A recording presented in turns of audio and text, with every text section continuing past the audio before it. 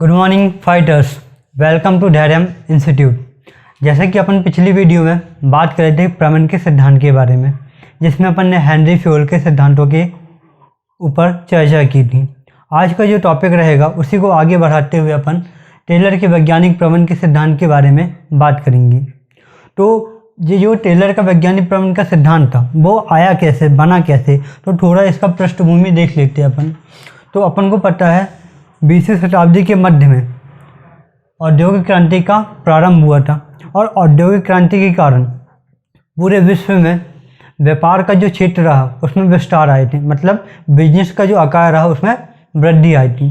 परंतु जो बिजनेस का आकार जो बढ़ा था उसके साथ साथ वो बिजनेस में होने वाली समस्याओं को भी बढ़ावा दिया, जिसके फलस्वरूप क्या हुआ कि इनको हल करना जो पुरानी तकनीक रही प्रबंधन की उससे पॉसिबल नहीं हो पाया।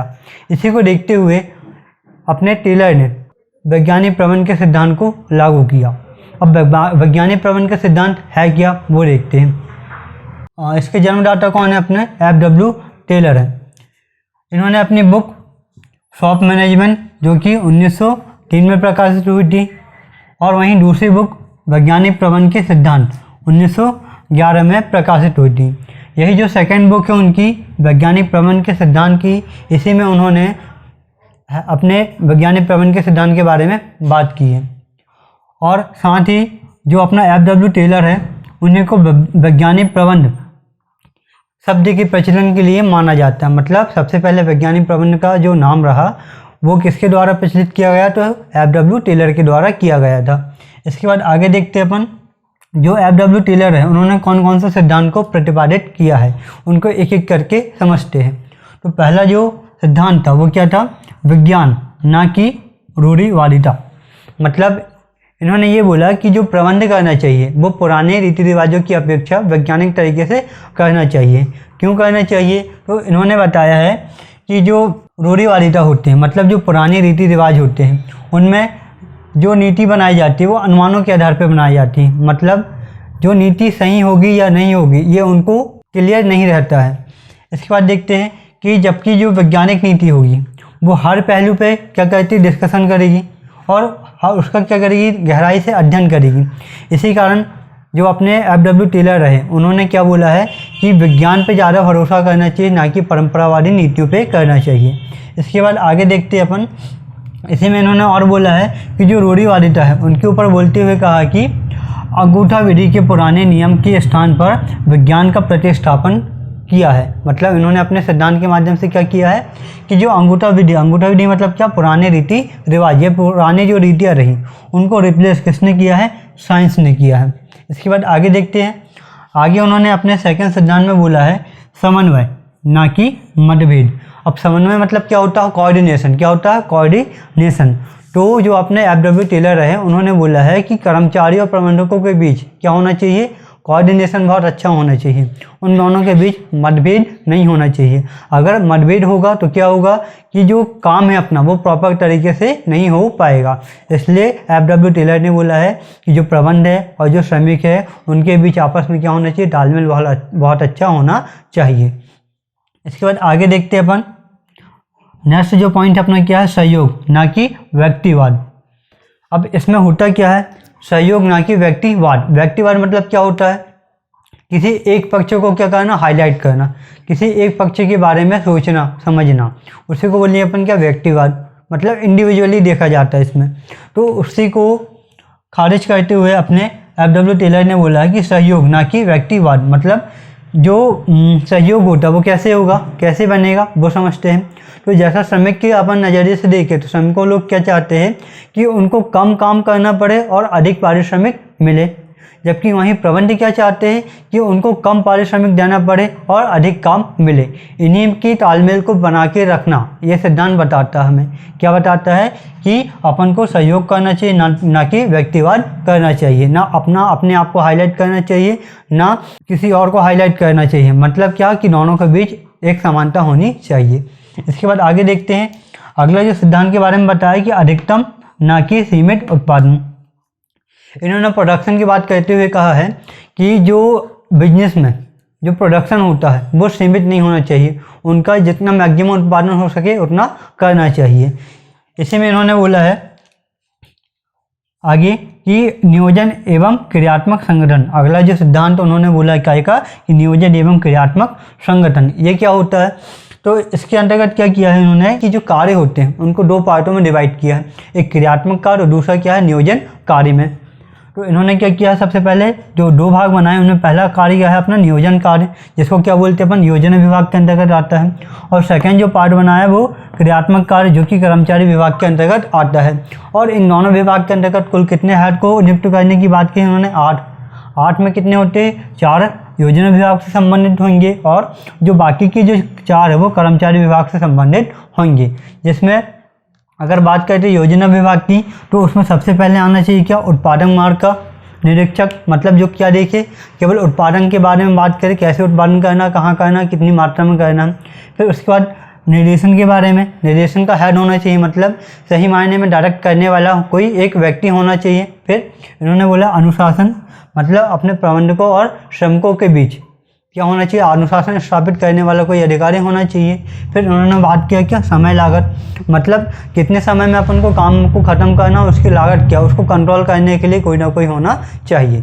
इसके बाद इसी प्रकार उन्होंने कर्मचारी विभाग के बारे में बोला है कि कर्मचारी विभाग में क्या ग्रुप टोली होना चाहिए। फिर उन्होंने क्या बोला है? गति दिखना चाहिए अपने कार्यों की, किस प्रकार से हो रही, कम हो रही कि ज़्यादा हो रही है कि स्लो हो रही है। आगे देखिए इन्होंने बोला क्या? मरम्मत, मतलब ऐसा कार्य जिसमें रिपेयरिंग की आवश्यकता होती है उसको भी देखना या फिर उसको कोई हेड होना चाहिए। फिर आगे बोला क्या? निरीक्षक, मतलब काम कितना हो रहा, कहाँ पर हो रहा, कैसा हो रहा, इन सब का भी कोई निरीक्षक या फिर इन सब का मूल्यांकन करने वाला कोई होना चाहिए। इसके बाद आगे देखते हैं अपन जो वैज्ञानिक प्रबंध रहे, मतलब टेलर के जो वैज्ञानिक प्रबंध के सिद्धांत है वो किन आधारों पे उन्होंने सिद्धांत बनाया उसके बारे में देखते हैं। तो सबसे पहले उन्होंने उनकी तकनीकी दी पहले क्या? पारस्परिक सहयोग। पारस्परिक सहयोग क्या होता है? मतलब लोगों का आपस में क्या होना? कोऑर्डिनेशन के अकॉर्डिंग ग्रुपिंग होना, मतलब तालमेल अच्छा होगा, उनके बीच क्या होगी? ग्रुपिंग अच्छी होगी तो काम को बहुत अच्छे से कर पाएंगे। तो इन्होंने अपने ये तकनीक को अपने सिद्धांतों में शामिल किया है। उसके बाद क्या लिखा है? फिर प्रमाणित कार्यों का निर्धारण, मतलब जो उनके कार्य होते हैं उनका एक प्रमाणीकरण, मतलब स्टैंडर्ड होना चाहिए। जैसे इसी के अंतर्गत आता है पहला का क्या कार्य, आपका कार्य कैसा होगा, कहाँ होगा, कितना होगा और कार्य का लेवल कितना होना चाहिए, इसका एक मानक रूप होना चाहिए। इसी में इन्होंने बात क्या की है? समय की, कि कितने समय तक काम करना चाहिए या फिर कौन से काम को कितने समय में अपन को कंप्लीट करना चाहिए। और इसी के बाद उन्होंने बात क्या की? गति की, काम किस प्रकार से चल रहा है, इसकी गति कैसी है, स्पीड कैसी है, काम कहीं कम तो नहीं कम समय में करना है कि अधिक समय में करना है, इन सब का डिसीजन इसके अंतर्गत लेंगे अपन प्रमाणित कार्य के निर्धारण के अंतर्गत। इसके बाद फिर क्या? थकान से आशय किया अपना कि जो अपना लेबर वगैरह है उनको क्या देना? रेस्ट देने से है। मतलब अगर काम कंटिन्यू हो रहा है तो मतलब क्या होगा? जो एक लेबर होगा, जो एक वर्कर होगा, उसकी जो कैपेसिटी होगी वो क्या होती जाएगी? धीरे धीरे कम होती जाएगी। इसीलिए उन्होंने बोला है कि जो लेबर होते हैं उनको एक टाइम तक काम करवाइए, फिर रेस्ट दीजिए, फिर पुनः उनसे काम करवाइए। इसके बाद आगे देखते हैं प्रेरणात्मक मजदूरी, मतलब आपकी जो सैलरी, आपका जो पारिश्रमिक है जो काम के प्रति है वो ऐसा होना चाहिए कि मजदूर उससे क्या हो? संतुष्ट हो और आपके कार्य करने के लिए क्या हो? वो आगे आए। इसके बाद आगे देखते हैं अपन श्रमिकों व वैज्ञानिक ढंग से चुनाव व प्रशिक्षण, मतलब जो श्रमिकों का जो चयन होना चाहिए, जो वर्कर या लेबर वगैरह होना चाहिए उनका जो चयन हो वो कैसे? वैज्ञानिक रीति के द्वारा हो, मतलब भाई भतीजावाद वगैरह यहाँ पर ना हो। इसके बाद यहाँ पर इन्होंने बोला है कि उनको सही तरीके से चुनने के बाद क्या करवाना चाहिए? उनको प्रशिक्षण देना चाहिए, मतलब उनको ट्रेनिंग वगैरह प्रोवाइड करना चाहिए कि कौन से काम को वो किस तरीके से करेंगे। इसके बाद आगे क्या है? प्रमापीकरण। क्या है आगे? प्रमापीकरण। इसके अंतर्गत क्या होता है? इसमें भी ये स्टैंडर्ड मानक होते हैं, जो कि सामग्री किस टाइप की होगी, अपनी मशीन कौन सा अपन उपयोग करेंगे, कौन से इक्विपमेंट्स अपने पास होने चाहिए और कार्य की दशाएं क्या होगी, मतलब कंडीशन वगैरह क्या होंगे, इन सब का भी एक प्रमाणीकरण होना चाहिए, स्टैंडर्ड होना चाहिए। तो जब FW जो टेलर है उन्होंने इस सिद्धांत को प्रतिपादित करते हुए इन तकनीकों के बारे में भी बात की है। एक बार फिर से रिवाइज करते हैं। तो FW टेलर जो रहा उनका पहला सिद्धांत क्या था कि विज्ञान ना कि रूढ़िवादिता। सेकंड उन्होंने बोला कि समन्वय ना कि मतभेद। फिर उन्होंने बोला क्या, सहयोग ना कि व्यक्तिवाद। फिर उन्होंने बोला अधिकतम ना कि सीमित उत्पादन। इसके बाद उन्होंने बोला नियोजन एवं क्रियात्मक संगठन। इसके बाद उन्होंने तकनीक के बारे में बात की, तो पहले क्या रही अपनी पारस्परिक सहयोग। सेकंड उन्होंने बोला क्या, प्रमापित कार्यों का निर्धारण, जिसके अंतर्गत उन्होंने कार्य को, समय को, गति को, थकान को, परिणात्मक मजदूरी को महत्व दिया था। इसके बाद उन्होंने बोला क्या, श्रमिकों को वैज्ञानिक ढंग से चुनना चाहिए और उनको प्रशिक्षित करना चाहिए। इसके बाद उन्होंने बोला कि प्रमापीकरण के बारे में बताया कि कौन से सामग्री कितनी यूज करना है, कहाँ तक करना है, किस तरीके से करेंगे, उसमें कौन सी मशीन लगेगी, इक्विपमेंट्स वगैरह लगेंगे, उनको एक मानक रूप प्रदान करना। इसके बाद अपन आगे देखते हैं कि जो अपने पिछले जो वीडियो में कवर किए थे अपन ने हेनरी फ्योल के बारे में, और अभी जो कवर की एफ.डब्ल्यू. टेलर, इन दोनों के सिद्धांत या विचारों में क्या मतभेद थे और इनके सिद्धांतों में क्या समानता थी। आगे देखते हैं कि जो फ्योल रहा और जो टेलर रहे उनके विचारों में तुलना क्या है। तो सबसे पहले देखते हैं इनका आधार पहला अध्ययन, मतलब टेलर जो रहे उन्होंने काय का अध्ययन में ज़्यादा ध्यान दिया। तो उन्होंने श्रमिकों को, मतलब श्रमिक कैसे होने चाहिए, उनकी कार्य क्षमता कैसे बढ़ाना चाहिए, इनके बारे में ध्यान दिया है। जबकि फ्यूल ने काय पे ध्यान दिया है अपने, तो फ्यूल ने प्रबंधन पर ध्यान दिया, मतलब किसी काम के लिए किस प्रकार बिजनेस को प्रबंध किया जाना चाहिए उस पर ध्यान दिया है। जबकि बात करते हैं सेकंड पॉइंट क्षेत्र का, तो टेलर ने इस क्षेत्र के लिए ज़्यादा अपना सिद्धांत दिया है, प्रतिपादित किया, तो कारखाने स्तर के लिए दिया है। जबकि फ्यूल ने उपक्रम स्तर के लिए दिया है, मतलब कारखाना स्तर मतलब जहाँ पर वस्तुओं का उत्पादन होता है उसके लिए, और उपक्रम स्तर मतलब बिजनेस के पूरे स्तर के लिए दिया है। इसके बाद बात करते हैं महत्व की, तो जो टेलर है उसका सिद्धांत जो तकनीकी क्षेत्र है वहाँ पर ज़्यादा महत्वपूर्ण है, ज़्यादा इम्पोर्टेंट है, वहाँ पर ज़्यादा उनको प्रॉफिट मिलता है। जबकि फ्योल के सिद्धांत प्रबंधकीय कार्यों और उनको बढ़ाने हेतु ज़्यादा उपयोगी माने जाते हैं। क्यों माने जाते हैं? क्योंकि फ्यूल के सिद्धांत में क्या बताया गया है, पूरा कंट्रोल कहाँ किया जाता है, ऊपर से किया जाता है। तो जब ऊपर से मतलब उपक्रम स्तर से पूरा कंट्रोल किया जाता है तो ऊपर से एकदम नीचे लेवल तक क्या हो जाता है, पूरा सुधारा जाता है, जिससे क्या होता है बिजनेस अच्छे से वर्क करता है और ग्रो करता है।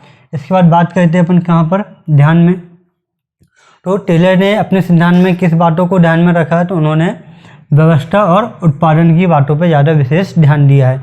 मतलब किसी बिजनेस में अरेंजमेंट कैसे होना चाहिए और किसी वस्तु का उत्पादन कैसे होना चाहिए, उन पर ज़्यादा विशेष ध्यान दिया है। जबकि फ्यूल ने प्रबंधकीय कार्यों को ज़्यादा महत्वपूर्ण माना है। उन्होंने बोला कि प्रबंधकीय कार्यों को कैसे अपन सही तरीके से कर पाएंगे, उस पर ज़्यादा विशेष ध्यान दिया है। इसके बाद आगे देखते हैं सिद्धांतों का प्रचलन। तो जो टेलर हैं उनके सिद्धांत में उनके जो सिद्धांत उनमें क्या आया, बदलाव आया। क्यों आया?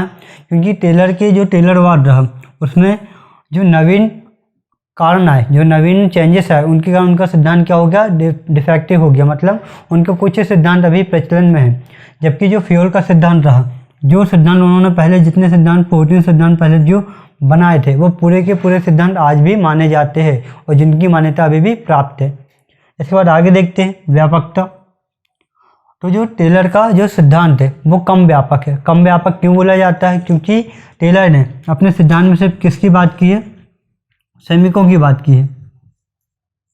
मतलब टेलर ने अपने सिद्धांत में किसकी बात की है, उन्होंने श्रमिकों की बात की है।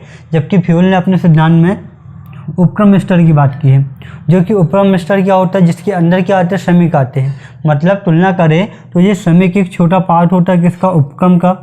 इसलिए बोला जाता है कि जो टेलर का सिद्धांत है वो कम विस्तारित है, कम व्यापक है। क्यों? क्योंकि उन्होंने एक यूनिट का अध्ययन किया है। जबकि फ्यूल ने उपक्रम स्तर का अध्ययन किया है, और उपक्रम स्तर क्या होता है, एक अपने आप में पूरी यूनिट होती है। इसलिए फ्यूल का जो सिद्धांत वो कैसा, अधिक व्यापक है। इसके बाद आगे देखते हैं अपन स्वीकार। तो मतलब जो टेलर का सिद्धांत है उसको श्रमिकों द्वारा विरोध किया गया। मतलब श्रमिकों द्वारा टेलर के सिद्धांत को मान्यता नहीं दी गई, उसको स्वीकारा नहीं गया, जबकि उसका क्या किया गया, विरोध किया गया। जबकि फ्यूल का जो सिद्धांत है उसको सभी ने क्या किया, स्वीकार किया, क्योंकि ये सामान्य मान्यताओं पर आधारित था। इसके बाद आगे देखते हैं अपन क्या, प्रारंभिक बिंदु। तो जो टेलर के जो सिद्धांत है वो निम्न स्तर से उच्च स्तर की ओर है, मतलब नीचे से ऊपर की ओर जाते हैं। उनका मानना ये था कि पहले अगर श्रमिकों को या श्रमिकों की उत्पादकता बढ़ाई जाएगी तो एक प्रकार से पूरा जो बिजनेस रहेगा वो अच्छे से वर्क कर पाएगा, डेवलप हो पाएगा। क्योंकि इन्होंने सबसे ज़्यादा जो ध्यान दिया था वो काय पे दिया था, सेमको पे दिया था। और सेमको कहाँ पे आते हैं, अपने निम्न स्तर पे आते हैं। मतलब सेमको के माध्यम से कैसे उत्पादन किया जाएगा, उनकी एफिशिएंसी कैसे बढ़ाई जाएगी, इस पर विशेष ध्यान दिया है। और इनका ध्यान नीचे से एकदम ऊपर की ओर जाता है। जबकि जो फ्यूल है उन्होंने सबसे पहले उपक्रम स्तर पे बात करी है, प्रबंधकीय कार्यों पे बात की है। तो उनका जो प्रारंभिक बिंदु रहा अध्ययन का वो क्या था, उच्च रहा। उच्च से कहाँ पर आए उन्होंने, निम्न की ओर आए। मतलब उनका मानना था कि अगर पहले उपक्रम में प्रबंधकीय कार्य अगर सुधर जाते हैं तो वो धीरे धीरे नीचे आते तक बुरा काम क्या हो जाएगा, सही तरीके से अपने प्रॉपर तरीके से हो पाएगा। इसलिए जो फ्यूल का जो सिद्धांत है उसको क्या माना जाता है, वो उच्च से निम्न की ओर है। जबकि टेलर का जो सिद्धांत है वो निम्न से उच्च स्तर की ओर माना जाता है। इसके बाद आगे देखते हैं क्या उपयोग। तो उपयोग में बात करते हैं, जो टेलर का सिद्धांत है वो सभी जगह उपयोग में नहीं आता। कुछ ऐसी कंडीशन रहती है जहाँ पर टेलर के सिद्धांत को मान्यता प्राप्त है और यहाँ उनका उपयोग किया जाता है। जबकि बात करेंगे हम इनका फ्यूल के सिद्धांत की, तो फ्यूल का जो सिद्धांत वो कैसा अपना सार्वभौमिक है। और सार्वभौमिक है मतलब क्या होता है, जो कि सभी जगह काम में आता है। तो जो टेलर के सिद्धांत और जो फ्यूल के सिद्धांत की अपन तुलना करते हैं तो पाते हैं क्या कि टेलर का सिद्धांत कम व्यापक है, फ्यूल का अधिक व्यापक है। मतलब प्रचलन में सबसे ज़्यादा मान्यता किसको प्राप्त है, अपने फ्यूल के सिद्धांत को प्राप्त है। इसके बाद अपन देखते हैं जिस सिद्धांत है, परंतु इन सिद्धांतों का उद्देश्य क्या था उनके बारे में बात करते हैं। मतलब क्या हुआ कि जो अपना टेलर रहा, जो अपना हेनरी फ्यूल रहे, क्या इनके सिद्धांतों में कुछ समानता थी? तो हाँ, इनके सिद्धांतों में कुछ समानता थी। जैसे इनके विचारों में एक समानता आती है कि कर्मचारियों के प्रबंधन को महत्व। मतलब दोनों ने अपने सिद्धांतों में यही बोला है कि इनके जो वर्कर है उनकी कार्य क्षमता में क्या हो, एफिशिएंसी में इनकी वृद्धि हो। टेलर ने किसके लिए बोला है, श्रमिकों के लिए यूज किया गया। जबकि फ्यूल ने किसके, प्रबंधकों के लिए उपयोग किया गया। मतलब दोनों का मानना यह था, दोनों का विचार यही था कि कर्मचारियों के प्रबंधन को महत्व दिया जाए जिनको कि उनकी एफिशिएंसी क्या हो, बढ़ सके। इसके बाद देखो, दोनों ने सिद्धांतों से विकास की मान्यता मानी है। मतलब दोनों का कहना है कि जो बिजनेस का डेवलप होना चाहिए वो सिद्धांतों के आधार पर, सैद्धांतिक विचारों के आधार पर होना चाहिए। इसके बाद आगे देखते हैं, दोनों क्या थे, सुधार समर्थक थे। मतलब कहाँ उपक्रम में प्रॉब्लम आ रही है, कहाँ पर गलती हो रही है, कहाँ पर उत्पादन में गलती हुई है, इसका मानना टेलर का था। फ्यूल का मानना था कि उपक्रम में कहाँ गलती हो रही है। इसी प्रकार दोनों ने समर्थक किया है काय का, कि दोनों ने सुधारों का समर्थक किया। दोनों का कहना ये था कि जो अपने उपक्रम है या कारखाने स्तर पे है, जो प्रॉब्लम आ रही है उन पर क्या हो, सुधार हो सके। इसके बाद आगे देखते हैं अपन, फिर क्या है, दोनों ने प्रबंध के लिए विवेकपूर्ण, मतलब प्रबंध करने के लिए विवेकपूर्ण आधार का समर्थक किया है। मतलब जो प्रबंध होना चाहिए वो मानवीय आधार पे होना तो चाहिए, पर मानवीय आधार भी कैसा होना चाहिए, विवेकपूर्ण होना चाहिए। मतलब जो परंपरागत है या फिर रीति रिवाज है उनसे थोड़ा ऊपर उठ के होना चाहिए। जिससे क्या होगा, जैसे अपन ने देखे कि परंपरागत जो होता है वो पुराने रीतियों में ज़्यादा विश्वास करता है और नई रीतियों को क्या करता है, खारिज करता है। इससे क्या होता है, जो अपन पाने वाले रहते हैं, जो लक्ष्य को बहुत जल्दी पा भी सकते थे उसको अपन पा नहीं पाते हैं। जबकि जो विवेकपूर्ण आधार रहता है उसमें क्या होता है, नवीन मान्यता को अपन क्या देते हैं, प्राथमिकता देते हैं, जिससे अपन लक्ष्य को बहुत जल्दी प्राप्त कर सकते हैं। इसके बाद आगे देखते हैं अनुभव के आधार पर विकास। अनुभव के आधार पर विकास क्या होता है, मतलब अगर कोई व्यक्ति प्रशिक्षक है, मतलब बहुत ज़्यादा उसको क्या अनुभव है, तो वो उस स्तर पे है होगा कि जो अपने मतलब अपने बिजनेस को बहुत ऊंचे लेवल तक ले जा सकता है। अगर किसी के पास अनुभव नहीं है, मतलब किसी के पास कोई प्रैक्टिकल एक्सपीरियंस नहीं है, तो वो उस काम को बहुत अच्छे से नहीं कर पाएगा। इसीलिए टेलर और फ्यूल दोनों ने माना है कि अगर उपक्रम या बिजनेस या फिर अपने प्रोडक्शन को बढ़ाना है तो सबसे पहले क्या होना चाहिए, अपन को अनुभव लिए लोगों को पहले लाना चाहिए। जिससे क्या होगा, अपना जो बिजनेस होगा वो बहुत अच्छे से डेवलप कर पाएगा और जो अपने प्लान होंगे बहुत अच्छे से वर्क कर पाएंगे। इसके बाद जो अगला है वो क्या है, अर्जित प्रतिभा को महत्व। मतलब दोनों का मानना ये था कि जो लोग, मतलब दोनों ने माना कि दोनों को क्या करना चाहिए, श्रम विभाजन पे ध्यान देना चाहिए। दोनों का मानना क्या है कि बिजनेस को श्रम विभाजन पे ज़्यादा ध्यान देना चाहिए। क्यों देना चाहिए, क्योंकि लोगों के पास कुछ अपने इसमें क्या होते हैं, टैलेंट होते हैं और वो टैलेंट के अकॉर्डिंग वो काम को बहुत अच्छे से कर पाते हैं। मतलब अगर किसी को, अपन एग्जाम्पल के लिए समझते हैं कि अगर किसी को मान लो कोई वर्क करना है, वर्क में 3-4 प्रकार के वर्क आ रहे हैं, वर्क ए, बी और सी।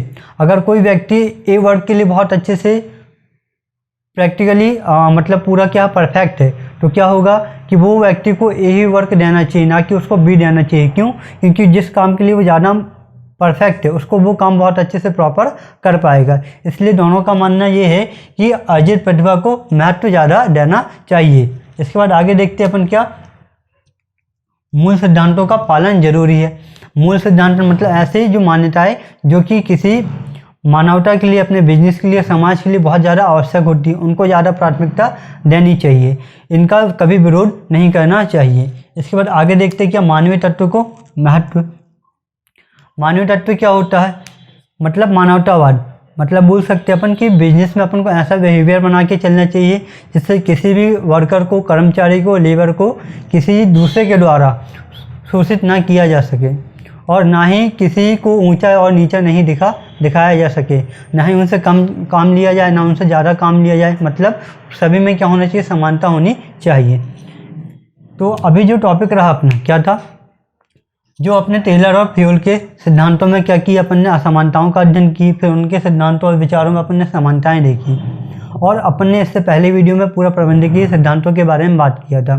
तो आज भी जो टॉपिक अपना पूरा कंप्लीट हो जाता है कि प्रबंधक के क्या क्या सिद्धांत थे, हेनरी फ्यूल का क्या विशेष महत्व था, टेलर का क्या विशेष महत्व था, इन सबको अपन ने कंप्लीट कर लिया है। जो आने वाली वीडियो होगी उसमें अपन देखेंगे कि जो व्यावसायिक वातावरण है वो क्या होता है और वो अपने लिए क्यों आवश्यक है, क्यों जरूरी है, इसके बारे में अपन बात करेंगे। धन्यवाद।